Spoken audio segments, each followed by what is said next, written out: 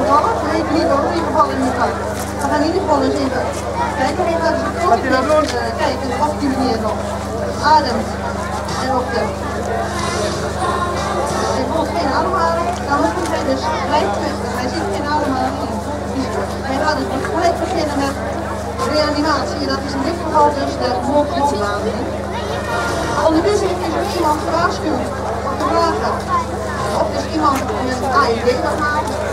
Een AED, dat is eigenlijk een soort kastje die een bepaalde schok aan het lichaam van het hart kan geven. Te proberen om het hart dus weer in de ritme te krijgen. Kom eens hier. Stef. Ondertussen gaat de meneer gewoon verder door met het reanimeren. Dat is dus hart op hart, hartmassage en mondbeademing. Ondertussen wordt dus het AED aangesloten. Dat gaat samen met klakkers. Gaat één klakker rechts bovenop de borst en één links onder de hart.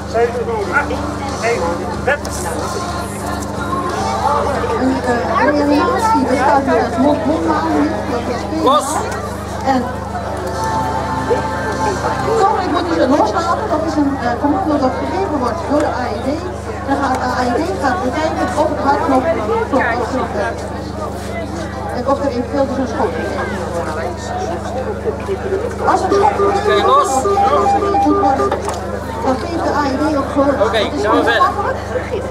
Niemand hoeft eigenlijk te vragen van moet het wel of niet. Dit geeft het zelf aan. Maar we kunnen dus maar als mensen dus dit gaan eten op. 8, 9, 10, 11, 12, 13, 14, 15, 16, 17, 18, 19, 20, 21, 22, 23, 24, 25, 26, 27, 28, 29, 30. Ondertussen is er ook een ambulance gewaarschuwd.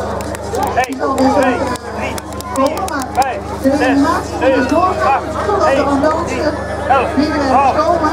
En dus zeggen alleen ze weer zal mogen stoppen. 7, 8, 9, 20, 1, 2, 3, 4, 5, 6, 7, 8, 9, 30.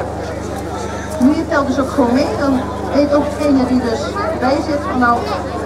Ga je overnemen? 2, 3, 4, als je met 2 mensen bent, dan gebeurt het ook vaak dat je het kan van elkaar gaat overnemen, want reanimeren is best een, dat drukken van het hart is best wel een hele zware bezigheid. Dus dan is het heel makkelijk als je met z'n tweeën bent. 30. Dan kan je elkaar ook gewoon ondersteunen. Het is best heftig als dat met iemand zo moet gebeuren. 1, 2, 3, 4, 5, 6, 7, 8, 9. De AED geeft het zelf aan, die telt gewoon mee. Die telt ook bij elke slag die gegeven moet worden, geeft de AED ook aan. Dus die gaat het controleren en nu 2 beademingen.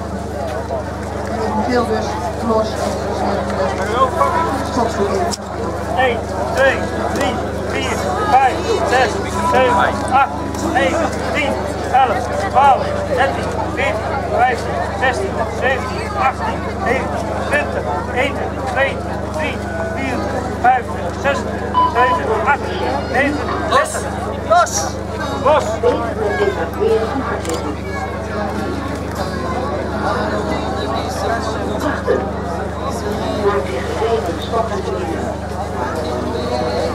Iedereen afstand houden. Los! Op de kinderen top. Schot toegeven. Reanimatie begint.